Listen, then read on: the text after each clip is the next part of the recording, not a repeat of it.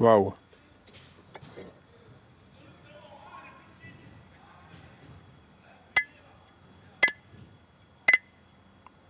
Charbon de pierre.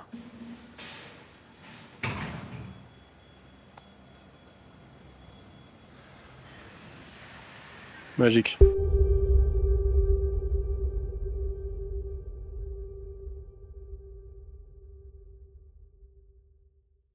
Bon Seb, tu m'as fait ramener des chutes de chêne de la tonnellerie.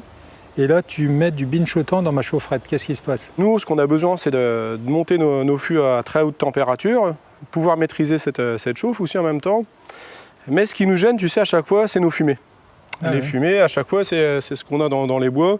C'est ce qui pollue les vins, c'est ce qui donne des goûts de bacon, ce genre de choses. Et donc, là, aujourd'hui, on va faire des essais qui sont, je suis sûr, très très prometteurs. Et là, moi, j'y crois énormément parce que grâce au binchotan, on va monter à très haute température et on aura zéro fumée. Alors, cette chaufferette que tu m'as fait faire, elle est à la fois très simple, mais très technique aussi. Je vois qu'il y a un tube au milieu. À quoi va servir ce tube? Alors, ça, le tube, ce qu'on va faire, on va insérer des morceaux de craie dans nos... Quel est l'intérêt de mettre de la craie? Mais en fait, déjà, on a mis un tube à l'intérieur parce que on voulait augmenter le tirage.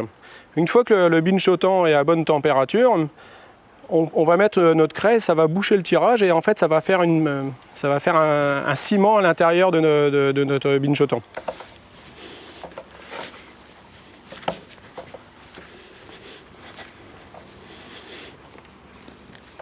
C'est bon Seb?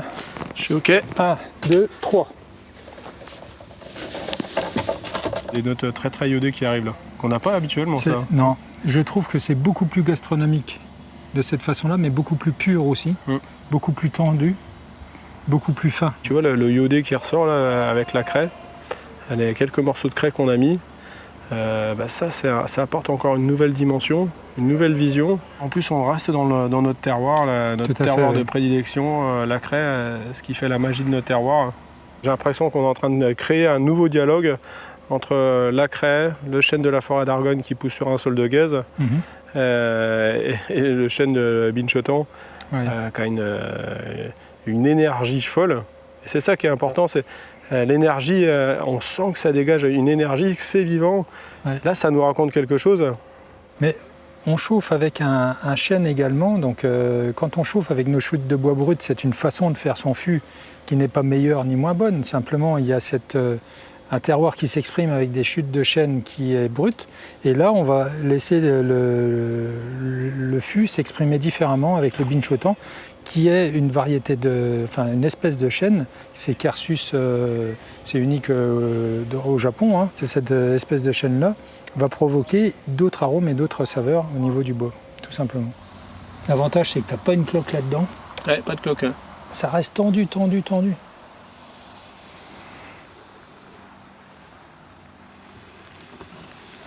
Wow.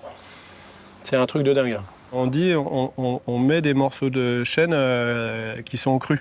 Ouais. Et bien là, en fait, avec le binchotan, il est préparé. Et je pense que le tanin, en même temps, les astringences de tanin, tout ça, ont été digérées par le charbon. Tout à fait. Et en fait, il renvoie autre chose. Mais le binchotan, pour moi, c'est pas un charbon, c'est un bois préparé pour une cuisson, pour une chauffe gastronomique. Donc c'est ce qu'on fait de la gastronomie, là. De la haute gastronomie, pour faire des très grands vins.